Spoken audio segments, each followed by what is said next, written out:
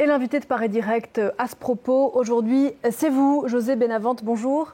Bonjour Madame Fakar, merci beaucoup de me recevoir. Merci d'être sur ce plateau ce matin et bienvenue. Vous êtes le fondateur de l'ONG Pilote Volontaire avec laquelle vous survolez la Méditerranée en avion pour identifier et tenter de sauver les embarcations de personnes qui tentent la traversée des côtes africaines vers l'Europe. Je crois que vous avez près d'une vingtaine de bénévoles. On va revenir dans un instant sur l'histoire de cette ONG et la façon dont vous travaillez. On le disait à l'instant, on est aujourd'hui 18 décembre, cette journée internationale des migrants. Elle a été baptisée ainsi par l'ONU. Je crois que migrants, c'est un terme que vous n'aimez pas trop. Pourquoi ? Effectivement, c'est un terme que je me refuse à utiliser parce que je le trouve particulièrement déshumanisant. À partir du moment où on parle de migrants, j'ai l'impression qu'on ne parle plus de personnes, mais de choses. Et lorsqu'on parle de choses, évidemment...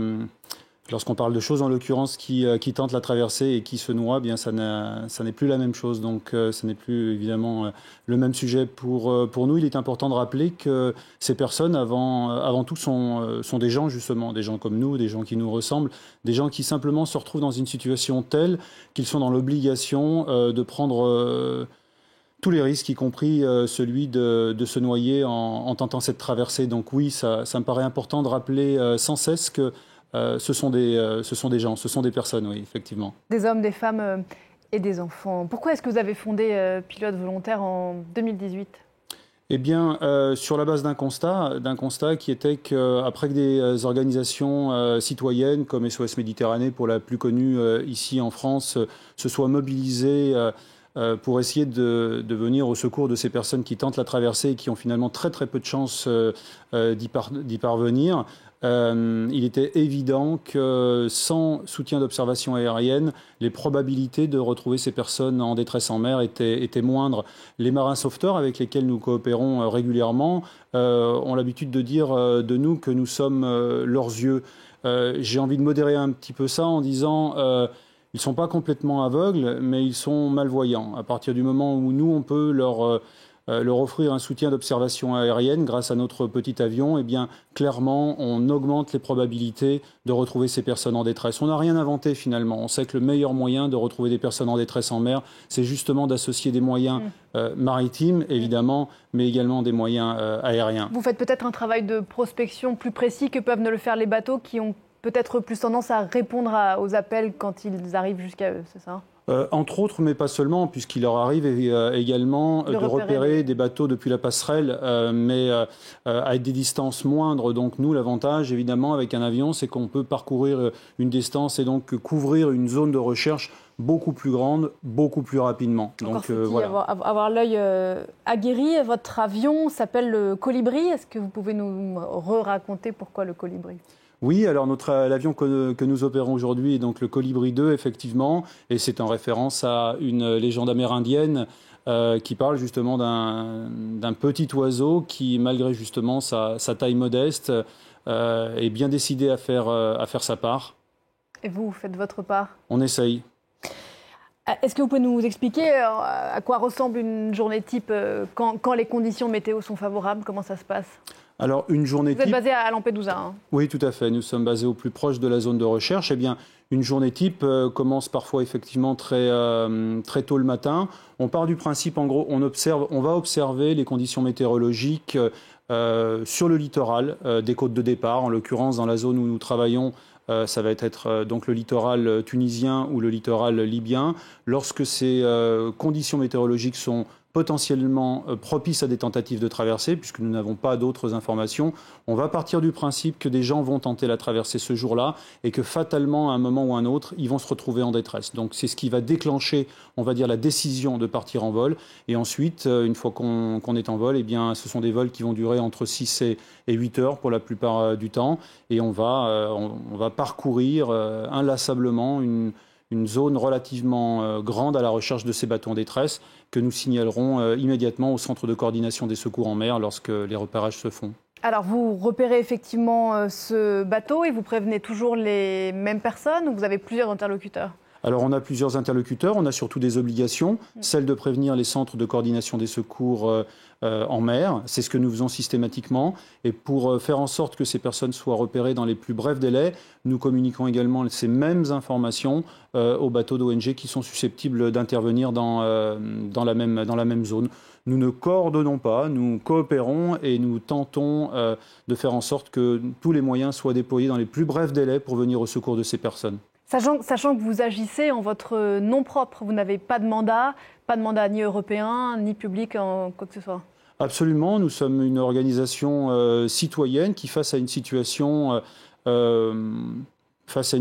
finalement où tout n'est pas mis en œuvre pour venir au secours de ces personnes, il nous a paru évident qu'en tant que citoyens, on devait se mobiliser pour tenter de faire quelque chose. Mais effectivement, nous n'avons pas de mandat, nous sommes un avion, une organisation privée qui vole au-dessus de la Méditerranée et qui, évidemment, comme n'importe quel citoyen, a l'obligation de porter assistance à personnes en détresse. Vous dites donc vous vous occupez de cette route côte libyenne, côte tunisienne vers l'Europe. Il y a eu énormément de traversées ces derniers mois, plus que vous n'en avez jamais vu.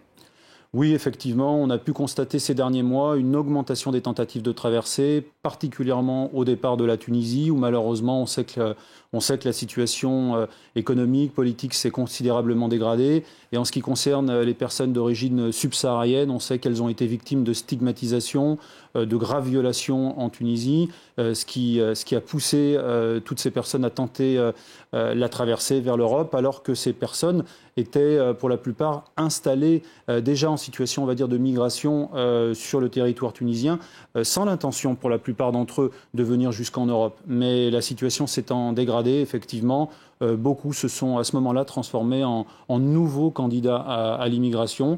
Et ce qui fait qu'effectivement, ces derniers mois, nous, on a pu noter une claire augmentation des tentatives de traversée au départ de ce pays. Et en 5-6 ans, depuis que vous opérez dans la zone, est-ce que les choses globalement s'empirent ? Elle s'empire à certains moments, clairement. La situation politique évoluant dans certains pays de transit fait que, comme je vous le disais à l'instant, de nouveaux candidats vont apparaître, mais malheureusement, c'est globalement assez constant. Et on n'a pas de raison de penser que ça va diminuer, parce que malheureusement, les conditions dans les pays d'origine qui font que ces gens prennent la décision de prendre les chemins de l'exil, ces situations, elles ne sont pas en train de s'améliorer. Donc on craint malheureusement que ça va durer, avec des pics probablement, en fonction justement de ce qui se passe dans les pays d'origine. Et pour les pays d'arrivée, on parlait à l'instant du débat ici en France sur le projet de loi immigration. Quel que soit, si j'ose dire, le durcissement de ces lois immigration ici en Europe, ça n'a aucun impact sur le nombre de traversées et l'intention, quoi, des candidats à l'exil. Bien sûr, ça c'est une évidence et c'est pas nous qui le disons. Il y a des études qui ont été faites sur ce sujet et on sait que finalement, quelles que soient les lois de durcissement, en l'occurrence des conditions d'immigration qui sont votées en Europe, ça n'a aucun impact sur les départs. De la même manière que la présence des bateaux d'ONG sur zone qu'on accuse finalement de créer un appel d'air. Je peux simplement vous dire que depuis 6 ans, l'appel d'air dont on parle est un mythe. Lorsque les bateaux d'ONG sont peu ou pas présents sur zone, ça n'a aucun impact sur le nombre de départs. Par contre, ça a un impact significatif sur le nombre de morts en mer. Donc que les choses soient très claires, nous, ce qu'on constate encore une fois depuis 6 ans, c'est que lorsqu'il y a peu ou pas de bateaux de sauvetage, il n'y a pas moins de départs, mais il y a clairement beaucoup plus de morts en mer. C'est le seul résultat finalement. Est-ce que vous subissez de ci, de là des pressions de la part des gardes-côtes, qu'ils soient d'ailleurs européens ou nord-africains ?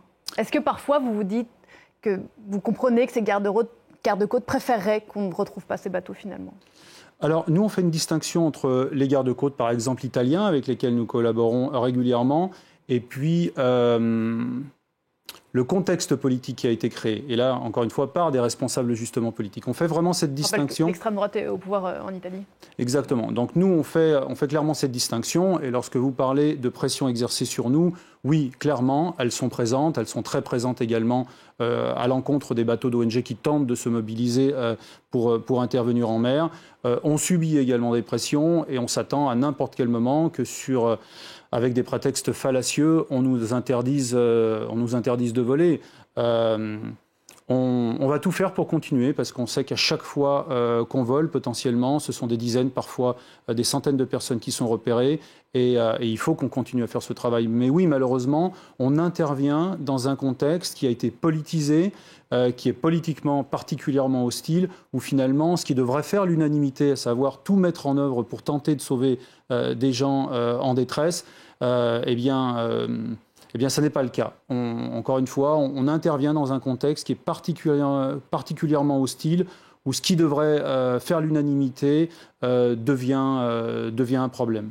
Et vous savez aussi parfois que ces bateaux qui sont repérés, qui sont certes sauvés du sauvetage, vont se retrouver retournés vers la Libye avec un sort terrible qui attend ceux qui ont tenté de fuir. Alors pour nous, ça fait vraiment partie des choses qui sont les plus difficiles à vivre lorsque les équipes sont sur le terrain. Il nous arrive assez régulièrement d'assister à des interceptions par les gardes-côtes libyens. Et quand on parle d'interception, il est effectivement très important de rappeler que lorsque ces gens sont interceptés par les gardes-côtes libyens avec le soutien d'observation aérienne fournie finalement par les États européens, il faut bien garder à l'esprit que ces gens vont être ramenés dans un centre de détention où ils vont y subir à nouveau torture, viol, extorsion. Ces situations sont connues, documentées depuis de nombreuses années, entre autres par le Bureau des droits de l'homme, par le Bureau de l'Agence des Nations Unies pour les droits de l'homme. Donc, connaissant ce contexte, il est très difficile pour nous de constater qu'un dispositif tel que celui-ci a été mis en place, à savoir tout mettre en œuvre pour intercepter ces gens et les ramener dans un pays qui ne peut évidemment pas les accueillir de quelque façon que ce soit. C'est tout le contraire, où ils vont subir les pires violations. Donc évoluer dans ce contexte-là, c'est quelque chose qui finalement est très difficile pour nous à chaque fois. Un dernier mot de l'avenir de l'ONG Pilote Volontaire. Vous ne vivez que de dons de particuliers et de fondations privées, et vous manquez d'argent aujourd'hui ? Malheureusement, on a toujours manqué d'argent. On est une petite organisation qui va le rester de toute façon avec des moyens modestes, et on a rarement eu plus de 3 mois de trésorerie d'avance. Donc oui, clairement, si on veut continuer à opérer en mer pour repérer ces personnes, on va avoir besoin de soutien financier. En plus, cette année, on fait face à une dépense un peu particulière puisqu'on va devoir changer les 2 moteurs de notre avion pour pouvoir continuer à opérer. Dans ce cadre-là, d'ailleurs, on a créé une cagnotte pour lever des fonds. Il est essentiel pour nous qu'on puisse effectivement continuer à lever des fonds pour rester opérationnel. Et ce que je voudrais simplement rappeler, c'est que oui, effectivement, on fonctionne uniquement grâce à des dons privés. Et lorsqu'on fait un don à une association comme la nôtre, comme celle de Pilote Volontaire, c'est très concret. Chaque vol, ça veut dire que à chaque vol, on va repérer des dizaines, voire même des centaines de personnes. Donc oui, on va encore avoir besoin de soutien financier, on va encore avoir besoin du soutien citoyen. Une cagnotte à retrouver sur votre site internet, j'imagine, pour que les 2 ailes du colibri puissent continuer à faire leur part. Merci beaucoup, José Benavente, d'être venu ce matin sur le plateau de Paris Direct. Merci beaucoup à vous de m'y avoir invité. Pour l'ONG Pilote Volontaire, à l'occasion de cette journée internationale des migrants, même si on l'a dit, vous et moi, nous n'aimons pas trop ce terme. Merci beaucoup. On se retrouve juste après la pause pour la suite de Paris Direct avec Damien Coquet.